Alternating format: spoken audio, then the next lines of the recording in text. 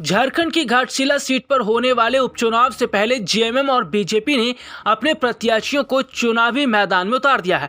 हालांकि अगर बात जेएमएम की करें तो खबर सामने आई थी कि हेमंत सोरेन जो हैं वो रामदास सोरेन की पत्नी को चुनावी मैदान में उतार सकते हैं, लेकिन बहुत सोच समझकर उन्होंने यहां से सोमेश सोरेन को चुनावी मैदान में उतारा है। जी हां, अपने दर्शकों को बता दें कि जैसे कि देखा जा रहा है कि सोमेश सोरेन को यहां पर उतारना जेएमएम के लिए बड़ा फायदा हो सकता है और इसके साथ ही साथ जेएमएम की तरफ से जो उतारे गए हैं उम्मीदवार सोमेश सोरेन, उनको लेकर बड़ी खबर भी सामने आई है। 11 नवंबर को घाटशिला उपचुनाव के लिए मतदान होना है। इस सीट पर त्रिकोणीय मुकाबला होने की संभावना है।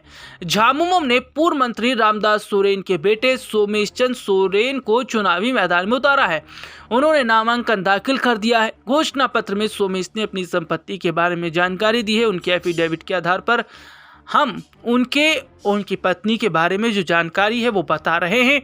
घाटशिला उपचुनाव में झामुमो उम्मीदवार सोमेश चंद्र सोरेन की कुल संपत्ति 63,94,258 रुपये है, जिसमें चल संपत्ति 6,77,258 रुपये और अचल संपत्ति 57,17,000 रुपये है। बड़ी बात है कि सोमेश के पास ना तो कोई गाड़ी है ना ही सोना है।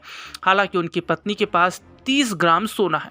सोमेश की पत्नी के पास 4,75,883 रुपये की चल संपत्ति है। इसके अलावा सोमेश के हाथ में 22,680 रुपये कैश है, वहीं जबकि उनकी पत्नी के हाथ में 20,000 रुपये कैश है।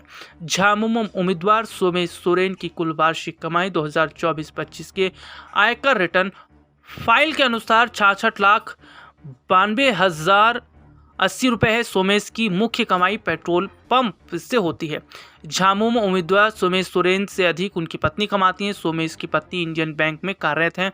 उनकी सैलरी 92,359 रुपये है। सोमेश की पत्नी की सालाना कमाई 11,83,008 रुपये है। सोमेश सोरेन के पास 1 भी ग्राम सोना नहीं है। हालांकि पत्नी के पास 30 ग्राम का सोना है, जिसकी कीमत करीब 4,50,000 रुपये है। सोमेश के पास 40 ग्राम का चेन, 8 ग्राम चांदी में लगा पन्ना स्टोन, 5 ग्राम चांदी में लगा गोमेद स्टोन, 8 ग्राम चांदी में लगा नीलम पत्थर है। झामुमो उम्मीदवार सोमेश चंद्र सोरेन ने बीटेक की डिग्री ली है। 2011 में उन्होंने उड़ीसा के बीजू पटनायक विश्वविद्यालय से बीटेक की डिग्री ली थी। हालांकि अपने दर्शकों को बता दें कि सोमेश सोरेन को चुनावी मैदान में उतारकर जेएमएम ने बहुत बड़ा दांव खेला है। ऐसे में माना जा रहा है कि यहाँ पर रामदास सोरेन की पत्नी को ना उतारकर उनके बेटे सोमेश को उतारना ये जेएमएम के लिए बड़ा फ़ायदा